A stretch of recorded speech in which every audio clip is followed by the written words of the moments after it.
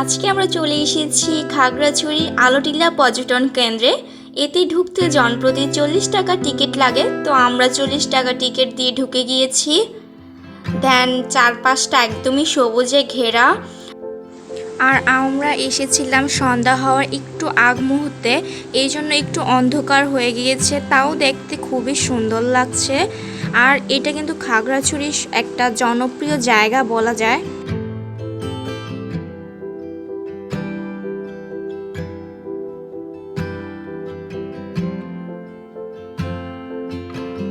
তো আমরা হাঁটতে হাঁটতে এখানে একটা ঝুলন্ত ব্রিজের দেখা মিলল। আর চারপাশটা তো মাশাআল্লাহ এত সুন্দর। আর এখান থেকে কিন্তু খাগড়াছড়ির পুরো শহর দেখা যায়। বাট এখন একটু ঘোলা ঘোলা হয়ে গেছে, মানে সন্ধ্যার দিক হয়ে গিয়েছে, এই জন্য ভালোভাবে দেখা যাচ্ছে না।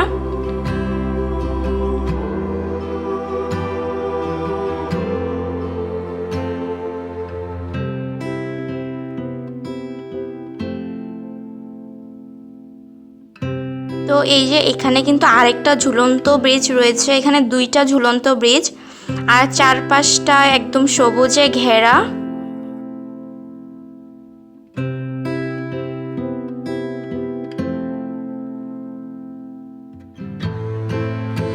তো এই যে এখান থেকে কিন্তু খাগড়াছড়ি পুরো শহর দেখা যায়। চারপাশের এমন এত সুন্দর মনোরম দৃশ্য দেখলে মন ভালো না হওয়ার কি উপায় আছে বলেন?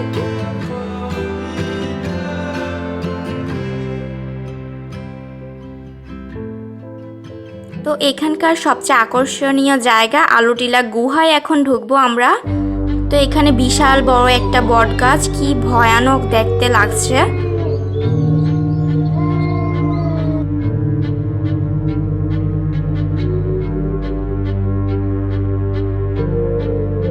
চারদিকে অন্ধকার, সেঁতসেঁতে পাথর বেয়ে নেমে আসছে স্বচ্ছ পানি, রয়েছে গভীর গর্ত, ভিতরে রয়েছে বাদরের এমন গা ছমছমে গুহায় ঢুকছি আমরা। যে এটার ভিতর একবার ঢুকবে সে সারা জীবন মনে রাখবে।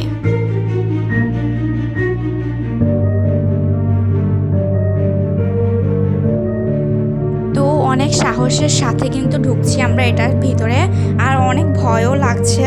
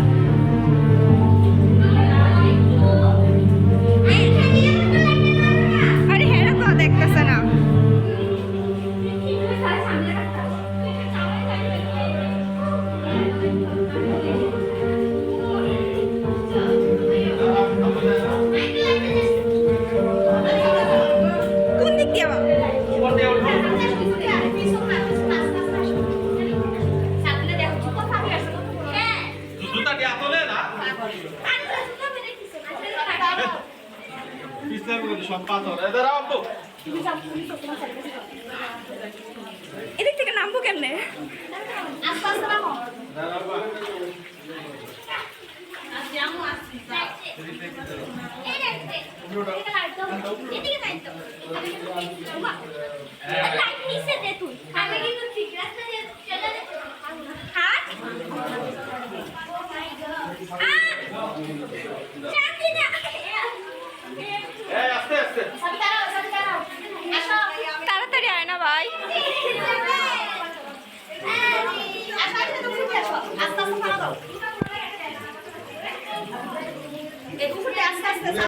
তো প্রায় 20 মিনিট হাঁটার পর আমাদের এই গুহা শেষ হলো।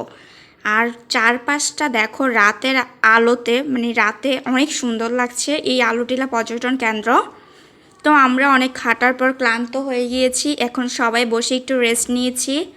আর এখানে হচ্ছে চাকমাদের দোকান দেওয়া, তাদের নিজেদের বানানো জিনিসপত্র বিক্রি করে।